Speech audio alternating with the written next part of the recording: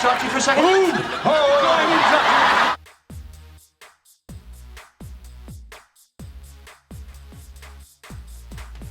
Number 10. Turning off the radiator. While everyone likes to stay warm and cozy at Christmas, things in Monica and Rachel's apartment get too hot in this season 2 holiday episode. Okay, this way is on, so this is off.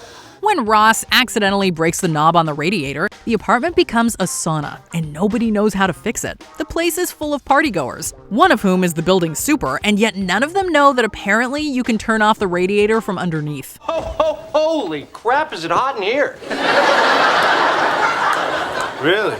Hey, you mind if I turn the heat down? Hey, we could have used that kind of thinking earlier. This is a fact that the gang is later shocked to learn from Joey. Hey, Monica, the knob was broken, so I just turned it off from underneath. I hope that's all right. Number 9. Helping Phoebe switch diets. We all know that Joey loves meat and Phoebe is a vegetarian. However, when Phoebes is pregnant in season 4, she suddenly finds herself and the baby craving a carnivorous diet. Yes. Can't believe it, the baby wants bologna. Baby wants me to eat meat, I can't eat meat! Wait. Maybe it's a pickle. This obviously doesn't sit well with her meat is murder conscience. So what is she to do? Well, turns out Joey has a great idea that involves him going vegetarian for the rest of her pregnancy in order to balance off her meat consumption. I eat a lot of meat, right? Yeah. But suppose, until the baby's born, I laid off it. No extra animals would die, you'd just be eating my animals. Not only is this an indicator of his wisdom, it also displays Joey's unmatched commitment to his friends. Well, when is the baby due? 6 months. Hey, now, if a cow should die of natural causes, I could have one of those, right? Not if I get there first. Number 8. Post-breakup phases. We all know about the stages of grief: shock, denial, anger, bargaining, depression, reconstruction, and acceptance. That's only phase 1. I'll be back for phase 2. I would never miss phase 2. What's phase 2? Getting drunk and going to a strip club. But thanks to Joey, we also know about the post-breakup phases as well. With Chandler still sitting around in his sweatpants, phase 1 by the way, the girls have no idea what to do to help him. Oh, and it helps them get to phase 3, picturing yourself with other women. There are naked ladies there, too. Yeah. But Joey does, and this is when he explains to Monica about the phases of dealing with a breakup. There's a good chance he came up with the stages as an excuse to take his friends to strip clubs, but if it works, right? She had the smoothest skin. I mean, when I stuck that dollar bill in her G-string and grazed her thigh. Phase 3! I just achieved phase 3! Number 7. Advice for Chandler. For someone who for most of the series barely ever got serious with a girl, Joey was often pretty wise when it came to relationships. In season 3, Chandler is dating Janice, but learns that she still has feelings for her ex-husband. You still love him? Do you still love me? He's devastated and asks Joey what he would do. While you might assume that Joey would just take his best friend's side and tell him to fight for her, that isn't how it goes down. Probably not going to want to hear this, but if it was me, and this is just me, I would bow out. What? Joey recognizes that the situation is bigger than that, and that Janice and her ex have kids, and that if they can make that work, Chandler should let them try. They're like a family. And if there's a chance they can make that work, I know I wouldn't want to be the guy who stood in the way of that. Number 6. Figuring out that Chandler and Monica are seeing each other. While still trying to keep their relationship a secret, Monica and Chandler go away together under the guise of separate work trips. Seems like Chandler's conference could have been in Connecticut or Vermont. I'm not in charge of where the conference is held. Do you want people to think it's a fake conference? It's a real conference. The romantic getaway ends up being anything but romantic, although they can't really talk about it since no one in the group knows they were at the same hotel. The hotel you stayed at called. Said someone left an eyelash curler in your room.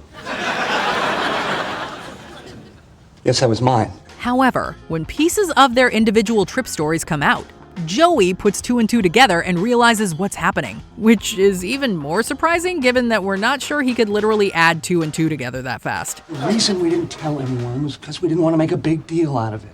But it is a big deal. I have to tell someone. You can't. Number 5. Ross's secret admirer. When Ross is teaching at the university, he gets an anonymous student evaluation that is very complimentary. Check out what this one student wrote. I loved Dr. Geller's class. Mind-blowing lectures. Dr. Geller, you are definitely the hottie of the paleontology department.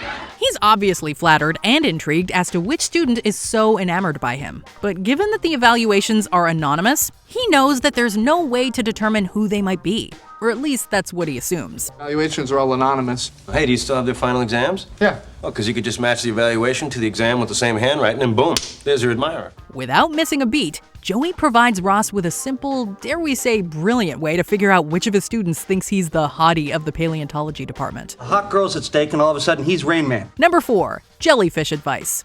Quick, what do you do if you get stung by a jellyfish? If you said pee on it, you're not alone. That's probably what most people would say. Don't blame me. I saw it on the Discovery Channel. You know what? He's right. There's something like ammonia in that kills the pain. And if you're a Friends fan, it's probably because that's what Joey told Monica to do when she got stung. Joey had seen a show on the Discovery Channel and remembered that urine could help ease the pain of a jellyfish sting. I saw that on the Discovery Channel. Yeah, about jellyfish and how if you... Ew. So that's what they did, and it worked. Although we should probably point out that there's actually no evidence to show that peeing on a jellyfish sting will help with the pain. But it worked in the show, and it was Joey's idea, so that's all that matters here. I stepped up. She's my friend and she needed help. If I had to, I'd pee on any one of you. Number 3. Hidden box of snacks. They say that those who do not learn from history are doomed to repeat it. Man, pizza? I like pizza. Put olives on the pizza. And Joey learned from history. The history of being trapped in Monica's bedroom for hours when Ross and Rachel were breaking up in the living room. What he learned was that being stuck in the room without anything to eat sucked. So what did he do? He hid a box of snacks in there. Remember when they got in that big fight and broke up and we were all stuck in here all night with no food or anything? Well, when Ross said Rachel at the wedding, I figured it was gonna happen again. You know? So I hid this in here. And guess what? It came in handy when the four are once again trapped in the room while Ross tries to tell Rachel that Emily doesn't want them hanging out anymore. Condoms? Hey, you don't know how long we're gonna be in here. We may have to repopulate the earth. His reason for including the condoms in the box is less wise, but the food and activities, that was smart. Number 2, the trail. Remember when Ross slept with the girl from the copy place? Oh my God.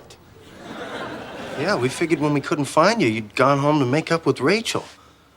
Which is probably what you should have done, huh?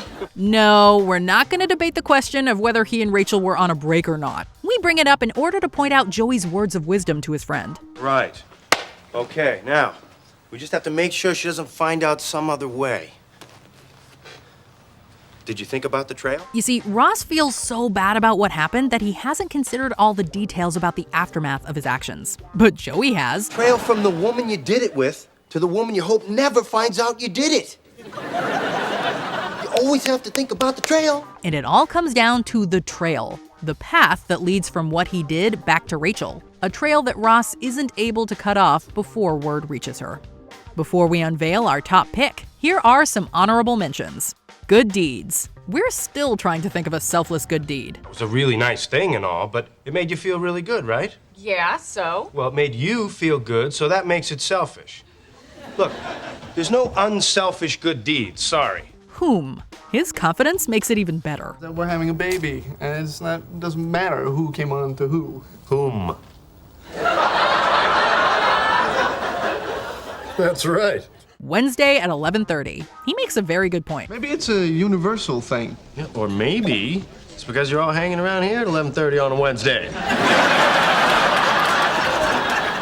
Yeah, let's head off to work. Number 1, moo point. What is an appropriate amount of time to wait before you make a move?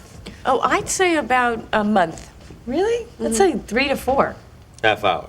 Yes, we know the word is moot and not moo, but in this case, Joey's wisdom doesn't come from his knowledge of the proper word, but more so his brilliant explanation of the wrong one. His definition of a moo point as the equivalent of a cow's opinion is so good we kinda wish that the word was moo instead of moot. Yeah, it's like a cow's opinion. You know, it just doesn't matter. It's moo. Also, his advice to Rachel that she shouldn't hit on the newly single tag without first considering if he's into her is pretty solid as well. Have I been living with him for too long, or did that all just make sense?